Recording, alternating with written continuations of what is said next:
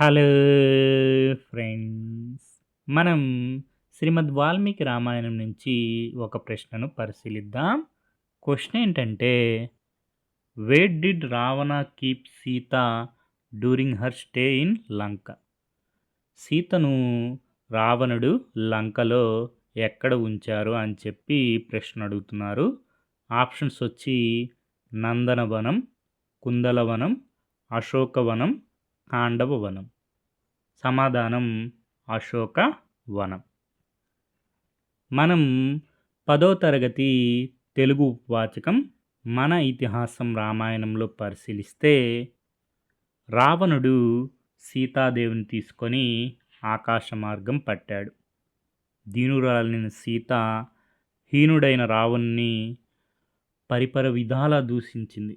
ఇంతలో ఒక పర్వత శిఖరం మీద 5 వానర ముఖ్యులను సీత చూసింది.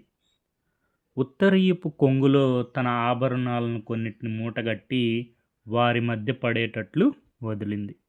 ఒకవేళ అటువైపుగా శ్రీరాముడు వస్తే తనను గురించి వానరులు అతనికి తెలియజేస్తారనే చిన్న ఆశ. రావణుడు సీతతో లంకకు చేరాడు. తన అంతఃపురంలో సీతను ఉంచాడు. తన వైభవంతా చూపించాడు. దాన్ని తృణప్రాయంగా భావించింది సీత. కనికరించమని కాళ్ళపై పడ్డాడు. నిరాకరించిందా మహాసాధ్వి. భరించలేకపోయాడు దశకంఠుడు. ఆవేశంతో, మైథిలి, నీకు 12 నెలలు గడువిస్తున్నాను. ఈ లోపున నువ్వు దారికి రాకపోతే మరునాడే ప్రాతకాల భోజనానికి వంటవాళ్ళు నిన్ను సిద్ధం చేస్తారని బెదిరించాడు. అక్కడి రాక్షసులతో ఈమెను అశోకవనానికి తీసుకుని పోండి. వనం మధ్య ఒక రహస్య ప్రదేశంలో ఉంచి చుట్టూ కాపలాగా ఉండండి. ఎలాగో ఒకలాగా ఈమెను ఒప్పించండి అని ఆజ్ఞాపించి రుసరుసలాడుతూ వెళ్ళాడు. ఆడపులుల మధ్య జింకలాగా రాక్షస స్త్రీల మధ్య సీత బిక్కుబిక్కుమంటూ కాలాన్ని గడుపుతున్నది. సీతను రావణుడు లంకలో ఎక్కడ ఉంచారు? అశోక వనంలో. అదేవిధంగా మనం శ్రీమద్ రామాయణంలో పరిశీలిస్తే, సీత రావణుడితో ఈ విధంగా అంటుంది: నేను రాజహంసను, నీవు కాకివి. నీతో నాకు పొందేమిటి? ఈ శరీరం నీ ఇష్టం. నన్ను బంధించు, చిత్రహింసలకు గురిచేయి, లేకపోతే చంపే. నీ నుంచి నా ప్రాణాలను కాపాడుకోవాలనే కోరిక నాకు లేదు.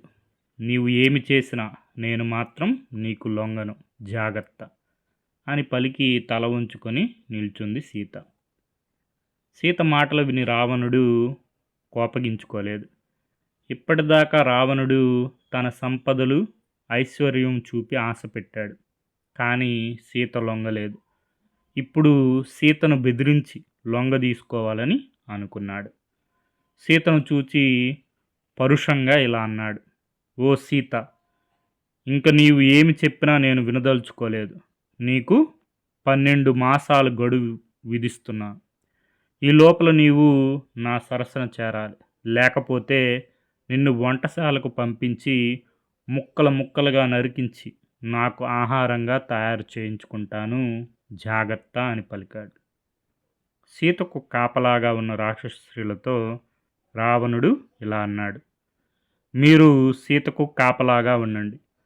నయానో భయానో సీతను నాకు వశం చేయండి అని పలికాడు. వెంటనే ఆ రాక్షస స్త్రీలు సీత చుట్టూ వలయాకారంలో నిలబడ్డారు.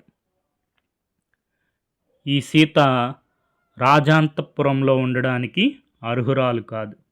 మీరు ఈమెను అశోకవనం తీసుకొని వెళ్ళండి. ఈమెను ఒక రహస్య ప్రదేశంలో ఉంచండి. ప్రతిరోజు ఈమెను బతిమాలో, భయపెట్టో ఆమె మనస్సు నా మీద లగ్నమయ్యేటట్టు చేయండి అని ఆదేశించాడు. వెంటనే ఆ రాక్షస స్త్రీలు సీతను అశోకవనం తీసుకొని వెళ్ళారు. లంకారాజ్యంలో ఉన్న అశోకవనము ఫల వృక్షములతోనూ, పూల తోటలతోనూ, చిన్న చిన్న సరోవరములతోనూ నిండి శోభాయమానంగా ఉంది. ఆ అశోకవనంలో శోకదేవత వలె ఉన్న సీత ఆ రాక్షస స్త్రీల వశంలో బందీగా ఉంది. చిన్నప్పటి నుండి సుకుమారంగా పెరిగిన సీత భయంకరాకారులైన ఆ రాక్షస స్త్రీల ఆకారములు చూచి అరుపులు విని భయంతో మూర్ఛపోయింది. ఈ వృత్తాంతం మనకి శ్రీమద్ రామాయణం అరణ్యకాండము 56వ సర్గలో ఉంటుంది. మూలం శ్రీమద్ రామాయణం సరళమైన తెలుగులో మొదలి వెంకట సుబ్రహ్మణ్యం గారు. Okay friends, thank you for watch.